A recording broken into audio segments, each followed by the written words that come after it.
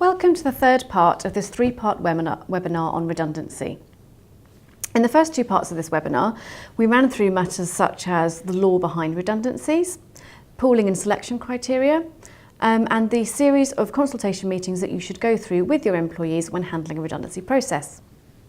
In this last part, we're going to cover various ancillary matters, starting with the obligation to consider suitable alternative employment. Now, on this first slide, you'll see you must give consideration to any options for alternative employment that there may be within your organisation. You're required to make reasonable efforts in this regard. You're not required to go as far as creating whole new roles for your potentially redundant employees where none exist. It doesn't take it that far, you'll be glad to know. But as I say, you are required to make reasonable efforts to seek out whether there's any jobs available that these people could be slotted into or apply for. I'd recommend that you document your search when doing this. This is really just to make sure that you've got evidence this has been complied with. It's quite an important step, so just make a note of it somewhere in the process that you've had a look for these potential vacancies. It's quite important to note, and in fact, it's very important to note that the search for alternative employment shouldn't just continue through at the consultation period, as in it doesn't end when you've issued that letter that's confirming the redundancy has been put into place and you're serving the individual with notice. So it doesn't just stop then. The obligation does continue until they've actually left your employ. So if they are working out their notice period, you do need to carry on looking and raising with them any alternative vacancies that may come up at any particular time. They should be given priority access to apply because they are someone that is at risk of redundancy or has been made redundant. So it's very important, do bear that in mind. One thing to really state is that you really shouldn't assume that just because a role is, for example, less senior than the employee's existing role, or it's got less salary, or it's got different types of output as a job description, that an employee would not be interested. You really just need to provide sufficient information about the role to your employees so that they can make their own informed decision about whether it's something that they want to apply for or not. Don't put yourself into their shoes and make that decision for them. That can be something that people have fallen foul of and ended up in a tribunal as a result. Something to consider in the early days is your application process. So how are you going to decide going about which role should go to who? Will you have an application form? Will you have CVs? Will they just need to write to you with a letter of intent that they want to apply? Have a think about that before you start making the employees aware so that you can answer any questions they've got in that of that nature. When it comes to the actual interview itself, you'll want to think about things such as, well, do I want harmonised questions? Will everybody be asked the same sort of things so that we can make it very clear of the reasons that one individual was given a job as opposed to somebody else? If they're having different people interviewing them, sometimes that can really help so that it is very clear they are being based on this particular criteria for that role. It's entirely up to you, but it's something that can sometimes be useful. As I say, once you've established if there are any roles, you must communicate them to people. That can be directly in person at any of your consultation meetings, or you can send them an email, you can put them on notice boards, that sort of thing. Just one thing to bear in mind is that you must ensure that all at-risk employees have that information available to them. So if you've got somebody, for example, who's on maternity leave, so isn't able to see your intranet or your job notice board, make sure that they have that information directly sent to them. Likewise with anybody who's on long-term sick or something along those lines. One small point, which I'm not going to go into in any great detail, but just as a flag, do bear in mind that any employee who is on maternity or adoption leave actually has an automatic right to be offered something that is deemed as suitable alternative vacancies. So if you've got somebody in that type of in that position who's on maternity or adoption leave, really their employment should be resolving their employment should be undertaken as a first step. It doesn't mean that you have to give them any role, whether it's suitable or not. As I say, it does need to be suitable. And that actually leads me nicely on to the next slide, where I'm going to explain what we actually mean by this word suitable alternative employment. Now, when new employment is offered, whether or not it is going to be deemed suitable or not will come down to an objective assessment of whether having regard to the nature of the job offered and the employee in question. Is the job actually a match for that employee? So when considering this, you're going to be really looking at everything about the job. So things such as status, the terms that are going to apply, wages, working hours, location, all of that sort of thing. Now, this is all really important because if an employee actually rejects that a new role that you are specifically proposing for them is suitable, they can actually lose their right to a redundancy payment.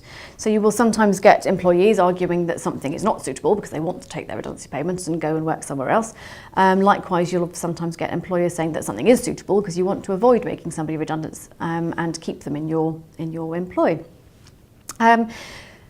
Really, this quite heavily comes down to the actual employee. So if you've got an employee who's rejecting that a new role that's been proposed is suitable or not, that rejection really comes down to the sort of subjective reasons of why they themselves have rejected that particular role. Within this, they're entitled to cover things such as their own personal circumstances, for example, where they live, location of their home, their family commitments, their health, those sorts of things. So it does really, the onus really is, or the emphasis I suppose, is down to the employee themselves and their own personal reasons for considering whether a role is suitable or not within the realms of reasonability. Now, if this matter actually ended up before a tribunal, the tribunal would be looking to say to such things such as the terms of the suggested role and how they compare to the employee's previous employment, and the employee's skills, aptitudes, experience, whether they meet the requirements of the job on offer. So those are the kind of things that they're really going to be looking at. So if you have got somebody who's rejecting a role, or is someone who's saying that a particular role should be suitable and they should have priority access for it, those are the kind of things you're going to need to look at. Next slide, we're going to be covering trial periods. So where you have identified something that is likely to be suitable for an employee, you've offered it to them and they may well want to accept, it does need to be subject to a statutory trial period. This statutory trial period lasts for 4 weeks, and that's in the case where any job offer that you are making, if the terms differ in any respect from their existing terms, which for the most part they're largely going to if they're being slotted into a different role. Now, the trial period really just looks to give you, the employer, the opportunity to check that this employer is actually suitable and they can do the job that you have given them. And likewise, it gives the employee a chance to test it out. So if, for example, they've decided that they're moving from their office in Reading to their office in Oxford, is that new commute going to work for them? Is it actually a nightmare? All of those sorts of things, so they can actually then re-decide at the end of that trial period whether it's actually going to be suitable for them or not. The trial period can be extended to last longer than this set 4 weeks, but only in particular circumstances which aren't actually massively helpful ones. So the reason that you can extend this is particularly for the purpose of retraining the employee in the alternative relevant employment. I say it's awkward, I mean that's obviously quite useful. However, the awkward thing about it is that actually it needs to be agreed, the extension must be agreed at the very start, at the very outset of the trial period, which, if you hadn't anticipated the fact that they would need as much training as they did, isn't terribly helpful. But that's just how the law is, I'm afraid. If the trial turns out to be successful, the employment continues, happy days, everybody carries on, no dismissal takes place. If the trial is not successful, the employee is regarded as dismissed by reason of redundancy from the date that their original contract ended. So it's almost as if it takes you back to the point before the trial period started. A slight side note that I'll just mention about while we're talking about other jobs and other things. Once an employee has been given notice that their position is going to be made redundant, those employees who have 2 or more years service are entitled to take a reasonable amount of time off with pay during working hours and during their notice period to seek alternative employment, or to arrange for training for the purposes of obtaining future employment. There's no express definition of what reasonable amounts to, so this is one that you need to obviously consider on a case-by-case basis. The right to be paid, however, is limited, and that is capped at 40% of 1 week's pay. So, as I say, the actual time that they can take to go and explore new options, go for interviews, that sort of thing, is going to have to be down to what is reasonable. But yes, the actual time that they'll be paid for is only at 40% of 1 week's pay. The next slide then, some really important things that you need to do as you're going through a redundancy process is consider any alternatives. Now, there are a few things that you may well want to consider as an alternative to making people compulsorily redundant. These will include things like suspending or restricting recruitment. Actually, really quite a key one. If you are merrily recruiting left, right and centre, whereas you're saying, well, these people are actually going to lose their jobs, there may well be some questions asked. So that's something that you're considering. Putting a recruitment freeze is quite a key one. It can also, interestingly, include withdrawing any job offers that have already been made. That's not necessarily a straightforward process, but it's certainly something that you could consider, and it may well be considered unreasonable if you didn't. Reduction of overtime, quite a useful one. If you have employees that quite frequently undertake overtime, just reduce that so that they can actually be doing their duties in their work hours, which may increase the amount of people that you can retain. Not renewing contracts of contractors, so those who are self-employed, if they're coming up to the end of that, then that may well be something that you don't want to renew. Likewise, reducing use of agency workers, that could be something else. I mentioned in our first part of this webinar about voluntary redundancy. Now, if you want to do this, we'd suggest that you do it at the very outset of the process, probably when you're having your first meetings, that sort of thing. It can be very effective, but it can also sometimes put you in a situation where your golden employees who you'd never want to leave all then merrily charge forth and say that actually they'd like to take voluntary redundancy. So if you are going to offer voluntary redundancy, do make it very clear in that offer that you are not going to be obliged to accept any one particular request. That can then make you in a slightly safer position if the people actually who are the best performers all then come forward and indicate they'd like to leave. Layoff and short-time working may well be permitted by your contract and may well be something else that you'd want to consider.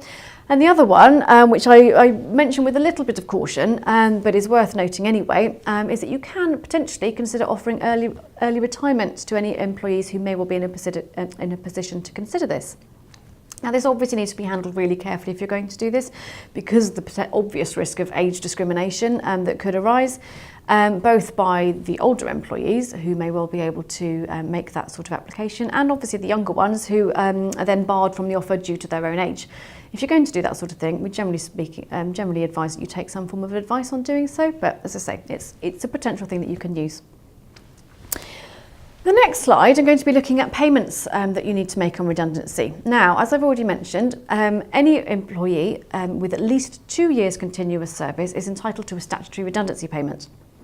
Now, as you'll see on this slide, this is calculated on the basis of the employee's age, their length of service, and their weekly earnings. Now, this is subject to a cap, which rose just at the beginning of April this year, so 2018, to £508 a week. So that is the weekly cap that's going to apply for the purposes of these calculations.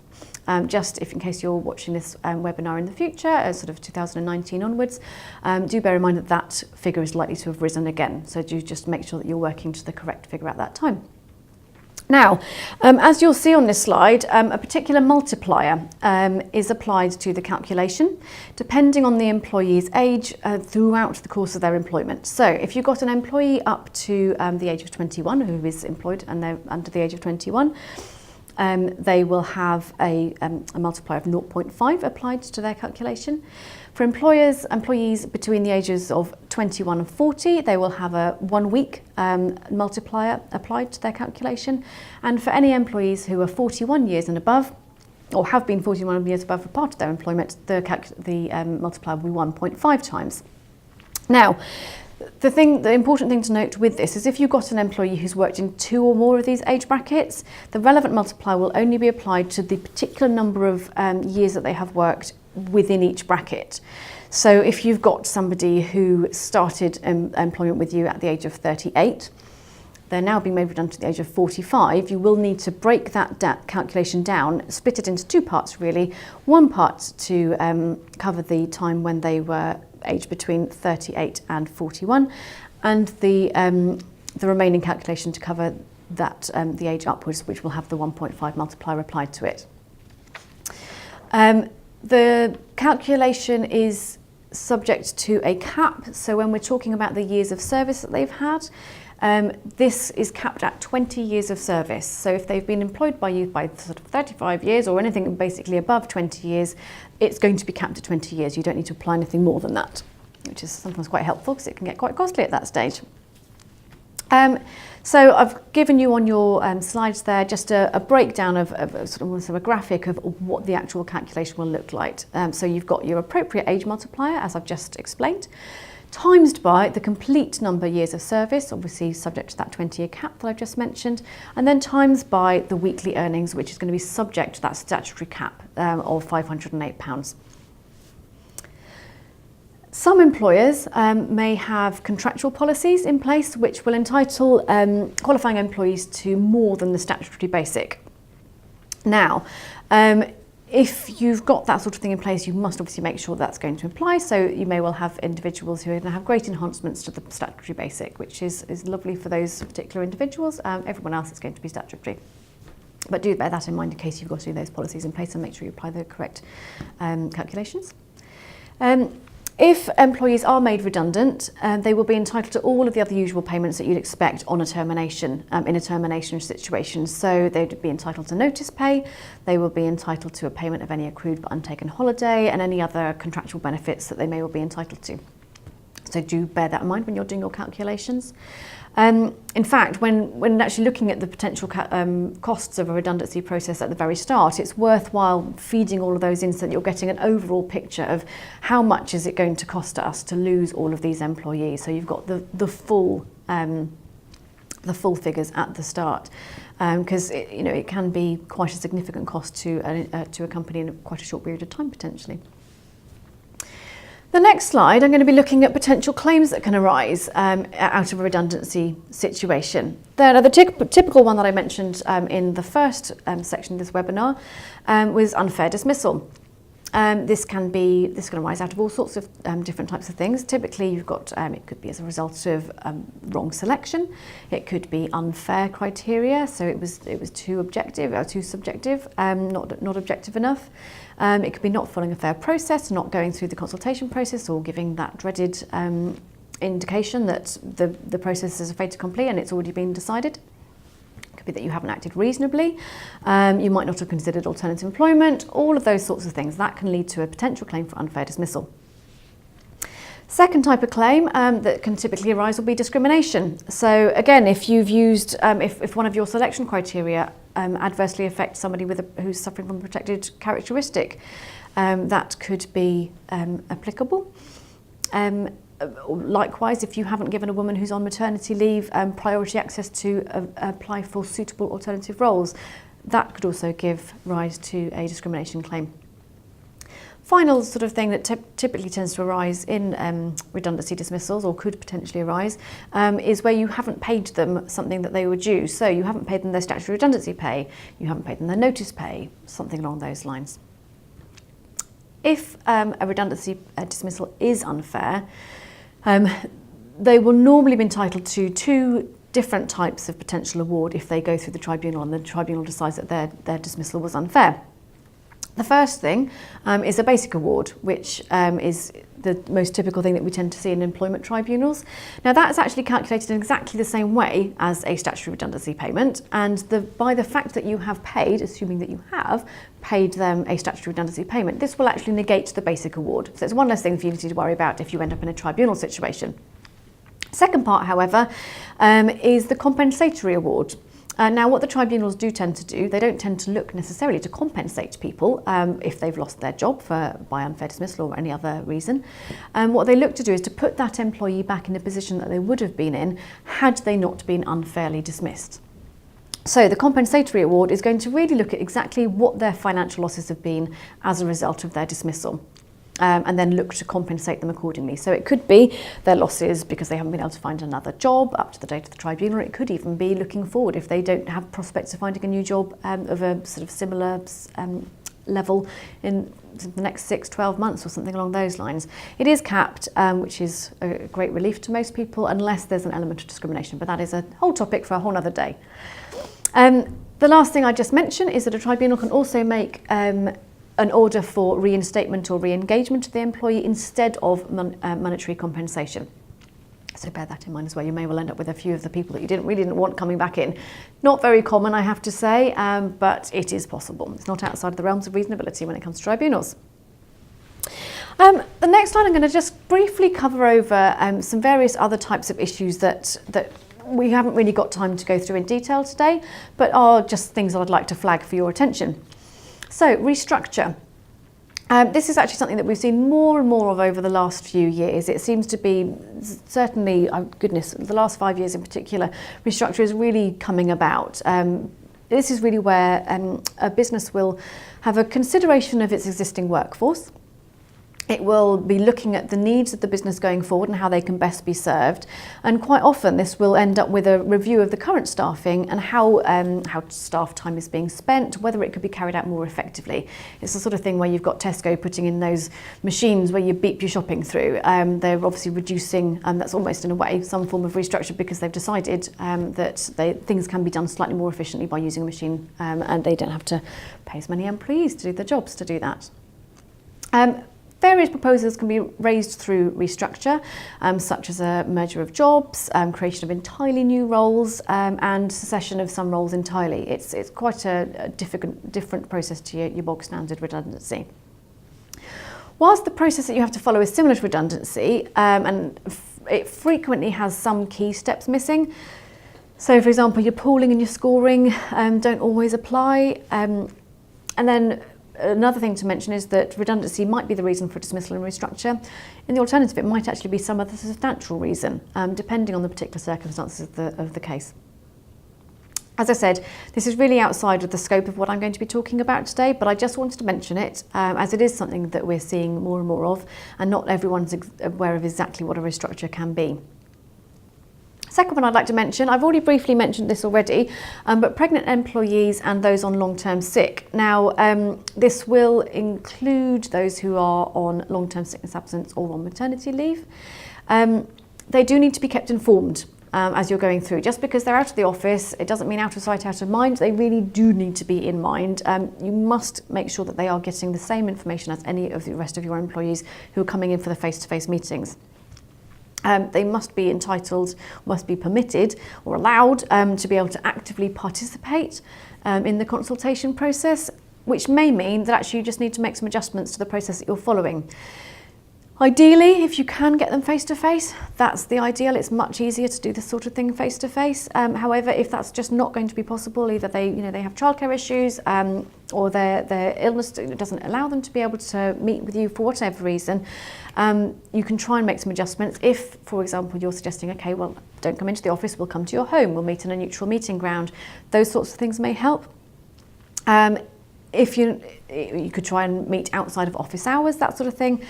Final resort, you could potentially have the services where you can carry something over the internet by some sort of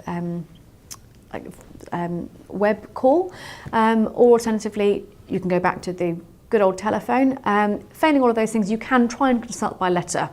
If you're doing this, you just really want to make sure that you've demonstrated that you've actively participated the person to engage in the consultation process, and whether that's by them writing to you and making submissions to you by letter, that's absolutely fine. Just do what you can with that particular situation. Another one is where you end up with an employee who refuses point blank to attend any consultation meetings whatsoever. Now, obviously, there's the things that we've talked about in the previous, I was just mentioning about pregnant employees or those on long-term sick where you can have difficulties. But if you've got someone who absolutely, it may well be actually somebody who's just in the office every day with everybody else, just doesn't want to come for whatever reason. What we really recommend that you're going to do in this circumstance is, firstly, you need to find out why. Why is it that they don't want to come in? What problem is it that they are foreseeing? Is it they think it's just not worth their while? Or is it that there's something else to it? Really try and encourage them to attend. As I said before, if you can document that, just show that you've really actively tried to get them on board. That's really going to help your case. If they end up saying, well, we thought it was a waste of time anyway, I knew I was going to go, and then they end up bringing a claim. So encourage and show that you are trying to get them in and trying to engage with them in the process. If you've got no luck, And you've looked at this. As I said, you can encourage them to have the process in writing, encourage them to make written submissions at the very, very least. If they refuse to participate still, even though all efforts have been made, you can hold the meeting in their absence. It's really not ideal. If you do end up doing that, then just make a record so that you can actually say what you looked at, and then send a copy of those minutes to the employee. A little bit awkward, I know, that you're going to be having a meeting with yourself technically, but again, it's all part of that documenting the process. And really, hopefully, most people would be able to engage in the process if you actually get to the bottom of what's going on and why they don't want to come along. Bumping. Bumping is a slightly odd one. It's basically the process of moving one potentially redundant employee into another role and then dismissing the employee who was already doing that role. It's quite commonly or more commonly seen in a position where there's a senior employee who can then be bumped into the role of a more junior employee in order to retain their experience, their wealth of knowledge and all of the rest of it. That tends to be the type of scenario that can come about. It's generally something that we'd advise you consider. It may well be something that you give very, very little consideration to, but in some situations it can be deemed unreasonable not to give it any consideration whatsoever. There's no law that you must give that kind of consideration, but as I say, it's best practice. Really, in reality, for most people, it's going to be a case of just briefly minuting the fact that you've actually considered it as part of your regular note-taking. Now, settlement agreements. These are becoming, we see these quite frequently now in redundancy situations, especially where the employee is being paid over and above the basic statutory minimum payment. So if you've got a contractual situation in place, or if you've offered voluntary redundancy and you've given an enhancement, if they accept that voluntary redundancy, those are the kind of situations where you might typically end up offering a settlement agreement as part of the process. When they enter into the settlement agreement, what they're going to be doing is basically waiving their right to be able to bring any claims against you. So it really just makes sure that you can formally waive all of those claims before any enhanced payments are made, so that you know that they're not going to take the money that you've given them and then trundle off to the tribunal and try and bring a claim against you, get even more money as a result. Do remember, however, that with any settlement agreement situation, in order for that document to be legally binding, the employee will need to take legal advice on the content of the agreement. And if you have got some holes in your process, if they go as far as that, it may well be something that's raised to the employee's attention. Not necessarily a deal breaker, but it's just something to bear in mind. So that's really concluding part 3 of this seminar on redundancy. I hope you found it useful. Alongside these online webinars, I just will mention that we do actually have seminars that are held in person. This one was actually held about a month or so ago in person. And if you'd like to attend any of our future webinars or future seminars, please do drop me an email and I'll be more than happy to add you to our list so that you can be notified of future occurrences. Thank you.